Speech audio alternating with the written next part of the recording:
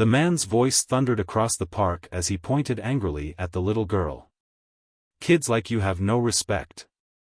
Who even let you into this park? You don't belong here." Nearby conversations fell silent, heads turned, and phones began to rise, capturing the growing tension. Suddenly, a commanding voice sliced through the chaos, calm but unyielding. "What kind of man lays a hand on a child?" The crowd shifted, eyes widening as an imposing figure stepped forward, and the air grew thick with anticipation. What happened next left everyone speechless. The sun beamed down on Greenfield Park, casting a warm glow over the vibrant scene. Families lounged on picnic blankets, children raced across the playground, and laughter filled the air. It was a picture-perfect day of joy and togetherness. Among the cheerful crowd was 9-year-old Maya, a lively young girl in a bright red dress. Her dark curls bounced as she pedaled her pink bike, a wide smile on her face. She waved enthusiastically to her mother, Lisa, who watched nearby with a book in hand, her pride evident as she observed Maya's carefree excitement. On a nearby bench sat Gary, a middle-aged man with a sour expression. His arms were crossed tightly over his chest as he scanned the park with sharp, judgmental eyes. The sound of laughter and the sight of happiness only deepened the frown etched across his face. He muttered bitterly under his breath, "Noisy kids, no respect for peace anymore." His gaze flickered toward Maya, and he shook his head in visible disdain. As Maya circled around the park paths, her balance wavered slightly while making a turn. Her bike veered closer to Gary's bench, and before she could steady herself, her pedal lightly brushed against his shoe. Gary jerked upright, his face contorted with irritation. "Hey, watch where you're going," he barked, his sharp tone cutting through the peaceful ambience of the park. Startled, Maya quickly stopped her bike, her small hands gripping the handlebars. Her smile faded as she stammered, "I'm sorry, sir. I didn't mean to." But Gary wasn't interested in apologies.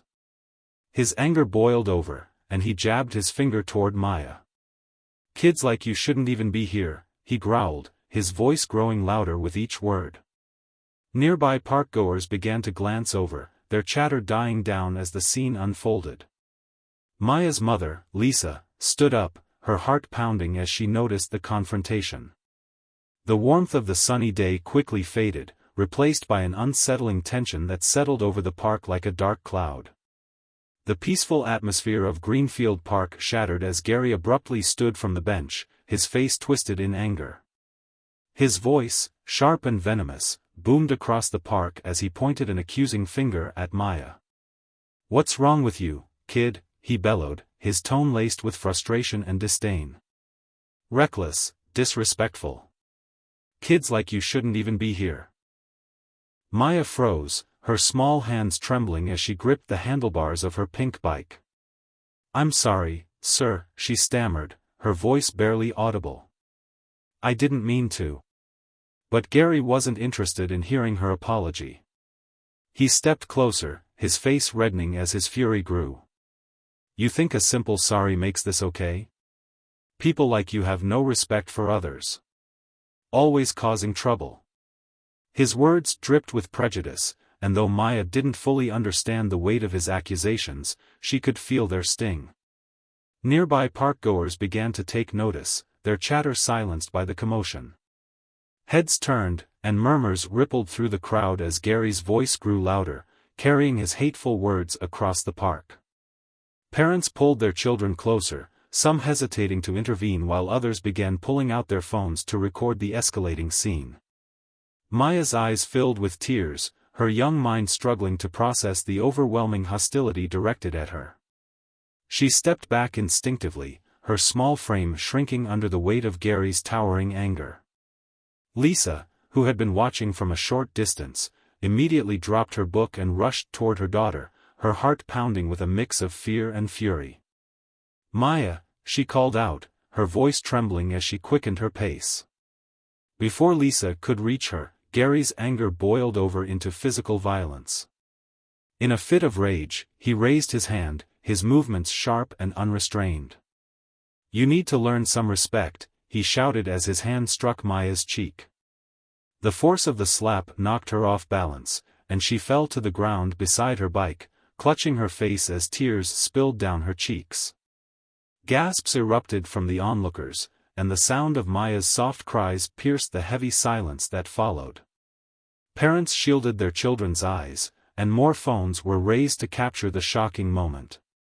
Lisa reached her daughter within seconds, dropping to her knees and pulling Maya into her arms. "Oh, baby, are you okay?" she whispered, her voice cracking as she gently brushed the hair from Maya's tear-streaked face. Maya clung to her mother, her small hands gripping Lisa's shirt as she sobbed. Lisa's fear quickly transformed into anger as she turned her gaze to Gary, who stood over them with a sneer.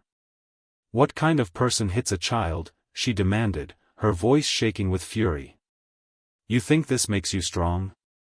You're nothing but a coward." Gary scoffed, crossing his arms defensively. "She needed to be taught a lesson," he muttered, though his voice lacked the confidence it carried moments ago. The crowd began to close in, their murmurs growing louder as outrage spread among the park-goers. "He hit her," one woman said, her tone filled with disbelief. "A little girl. Who does that?" Another man, still recording on his phone, stepped forward and shouted, "What's wrong with you, man? She's just a kid." Lisa held Maya tightly, her protective instincts burning stronger than ever. "You'll regret this," she said coldly, her eyes locked on Gary's face. "My husband is on his way." Gary's smirk faltered as murmurs of Maya's father being a royal guard began to circulate through the crowd. The tension thickened, and all eyes stayed on Gary as the sound of approaching footsteps echoed in the distance. The tension in the park was palpable, the air thick with outrage and disbelief. Maya's cries had softened into quiet whimpers as she clung to her mother's arms, her small face buried against Lisa's shoulder. Gary, who had stood arrogantly over them moments ago, began to shift uncomfortably as the crowd grew larger, their phones still recording every second of the unfolding scene. And then, like a wave of authority sweeping through the chaos, a towering figure appeared at the edge of the crowd. Dressed in the unmistakable red jacket of a royal guard, complete with gleaming buttons and a crisp black hat, Maya's father strode into view. His broad shoulders and confident strides commanded attention, and the crowd instinctively parted to let him through. His polished uniform shone in the sunlight, and the sheer weight of his presence silenced even the faint murmurs in the park. Lisa's face lit up with relief as she looked up from Maya. "He's here," she whispered to her daughter, brushing a stray tear from her cheek. Maya turned her head slightly, her small hand still gripping her mother's arm, and her wide eyes spotted her father. A flicker of hope crossed her tear-streaked face. Gary, however, felt the shift immediately. His sneer faltered, and his arms, which had been crossed defensively, fell to his sides. His confidence drained as he took in the commanding presence of the royal guard approaching him. The red jacket, the disciplined gait, and the intense expression on the man's face were enough to make anyone rethink their actions. The murmurs of the crowd grew louder as recognition spread. "Isn't that her father?" someone whispered. "He's a royal guard," another added, their voice tinged with awe. Maya's father stopped just a few steps from Gary, his dark eyes locking onto the man who had dared to harm his daughter. His expression was calm, but his jaw was clenched tightly, and his gaze burned with a restrained fury. "You hit my daughter," he said, his deep voice cutting through the silence like a blade. Though he spoke quietly, every word carried the weight of his authority. Gary opened his mouth to respond but found himself at a loss for words. He stammered, his bravado crumbling under the weight of the guard's unwavering stare. I didn't mean," he began, his voice trembling. Maya's father took a single step closer, and Gary instinctively took a step back. "You didn't mean to," the royal guard repeated, his tone dangerously calm. "You hit a 9-year-old girl, and you want to tell me you didn't mean to?" The crowd watched in stunned silence, their phones still trained on the interaction. Even the park-goers who had been hesitant to speak up earlier felt emboldened by the presence of the royal guard. "Tell him what you said to her," one woman shouted from the back. "Go on, explain yourself now." Gary's face flushed as he looked around, realizing the crowd was no longer just watching, they were against him. He raised his hands defensively, his voice growing higher and more panicked. "She scraped my shoe. I was just trying to." "To what?" Maya's father interrupted, his voice cutting through Gary's excuses. "To teach her a lesson? By striking her? By reducing a child to tears because of a scuffed shoe?" His tone grew firmer, his presence unrelenting. Gary stammered again, his gaze darting around as if searching for an escape. "I didn't know she was your daughter," he blurted out, grasping at anything to justify his actions. The royal guard's expression darkened, and he straightened to his full height, towering over Gary. "It shouldn't matter whose daughter she is," he said, his voice steady and cold. "No child deserves to be treated the way you treated her." The crowd murmured in agreement, their voices rising in support. One man stepped forward, his phone still recording. "We saw everything. You hit her for no reason, and now you're trying to worm your way out of it." Gary's shoulders slumped as he realized there was no defense left. The weight of the crowd's judgment, combined with the authoritative presence of the royal guard, left him visibly shaken. He opened his mouth to speak but quickly shut it, his face pale and his confidence completely shattered. Maya's father turned to the crowd, his voice carrying a mix of gratitude and command. "Thank you for standing by my daughter," he said. "Now, let justice be served." He glanced at the trembling Gary one last time before stepping back toward his family. He knelt beside Maya, his expression softening as he gently touched her cheek. "Are you okay, sweetheart?" he asked, his voice filled with both tenderness and quiet resolve. Maya nodded, her tears drying as she leaned into her father's strong arms. "I'm okay now, Daddy," she whispered, her small voice carrying a sense of safety and relief. With his daughter in his arms and his wife by his side, the royal guard stood tall, his presence a reminder that no act of hatred would go unanswered. The park, once filled with tension, was now united in admiration and solidarity.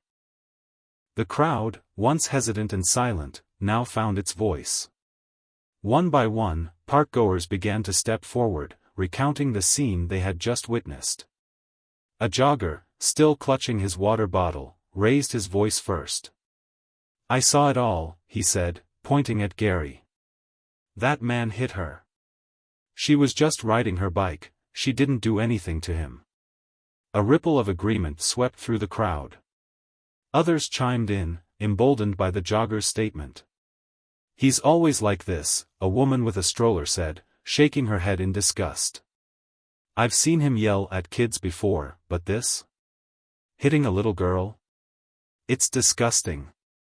The guitarist, who had been quietly observing, now stood, his voice steady but firm. "She was just being kind, enjoying the park like anyone else." He lost his temper because he couldn't stand her happiness.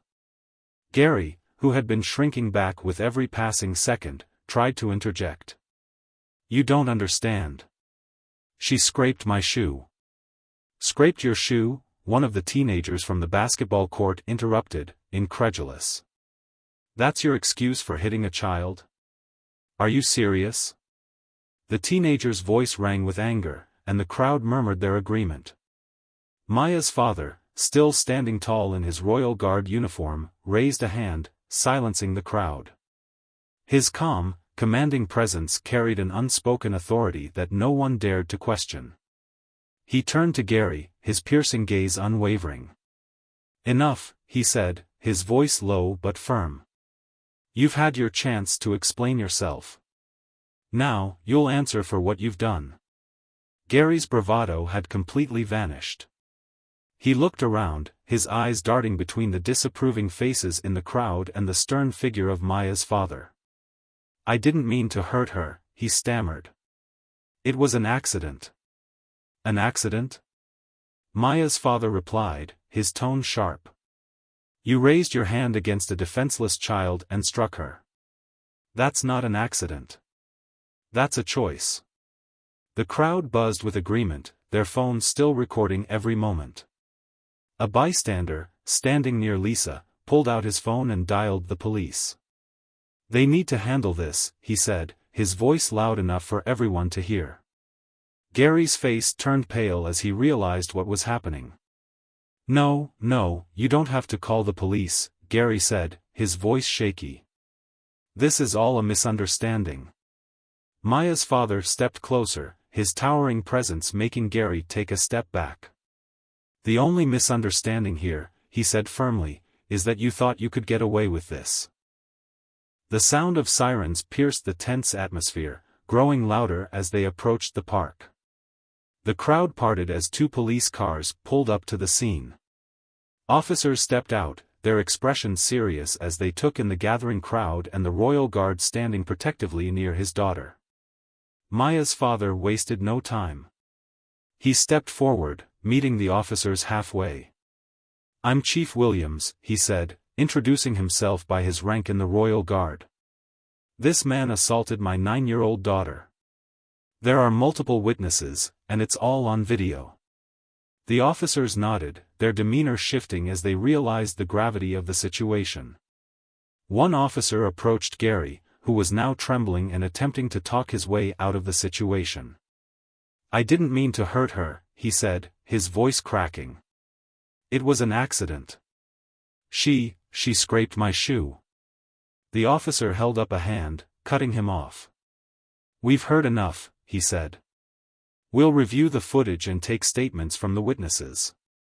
The crowd, still gathered around, eagerly offered their accounts. Phones were passed to the officers, showing clear recordings of Gary's actions. The jogger provided his version of events, followed by Lisa, the guitarist, and several others. The officers listened intently, taking detailed notes. Gary, realizing the evidence was overwhelming, began to plead. I'm sorry, he said, his voice desperate. I didn't mean to, please, it was just a mistake. But his apologies fell on deaf ears. The officer closest to him stepped forward, pulling out a pair of handcuffs. Gary Thompson, he said, you're under arrest for assault and a hate crime.